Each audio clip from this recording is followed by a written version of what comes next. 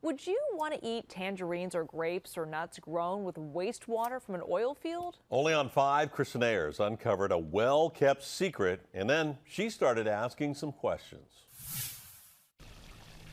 Every drop of water counts in California's drought-stricken Central Valley. But some of the biggest growers in the area aren't worried about conserving because they've found a steady supply. It was a well-kept secret.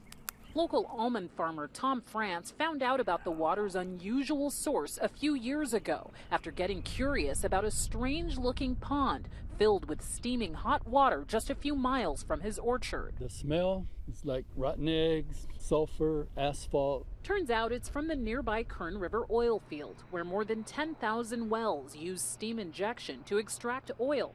Pumped out with it, 10 times as much wastewater.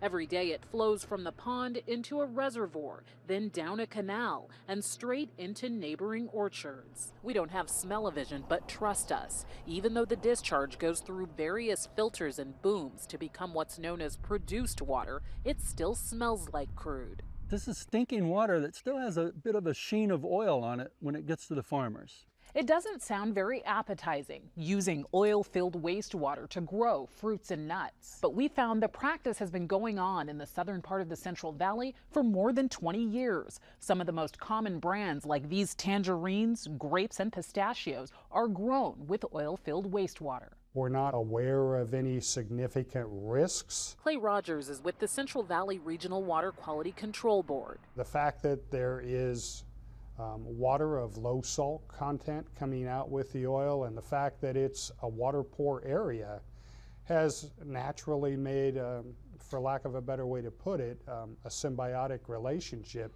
The practice is unique, but he says in California it's okay as long as the water meets standard wastewater discharge requirements.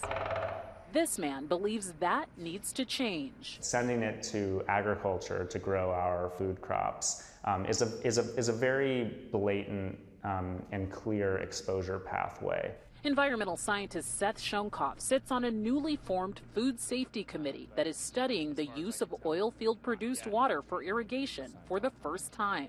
He says even though there is no hydraulic fracturing going on, many chemical additives are still being used. Well drilling, cleaning out the well bore, descaling, well bore cleanouts, these things that anybody who's producing oil is going to be doing. Yet he says for decades the oil companies have not been testing for all those additives. Rogers says that's changing. After the public started asking questions last year, he gave the oil companies an ultimatum.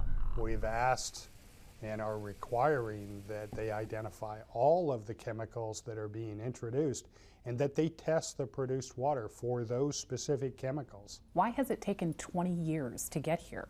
We recently received a lot of new resources within our budget that allowed us to do this. Why are we just now looking at this? Turn the camera off. Why are we turning the camera off? You're walking out. Yes. And with that, the interview ended. Turn the camera off. But for the questioning public, like farmer Tom France, it's just the beginning. It's irresponsible to not want to know if the produce you're selling to the public has some toxins in it at any level. The public deserves to know this kind of thing.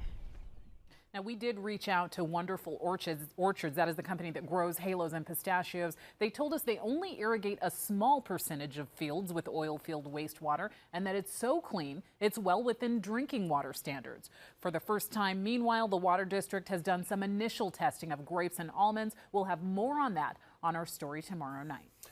People say they can actually smell it in the water, and they can see the sheen on the water. That's right. Something is there.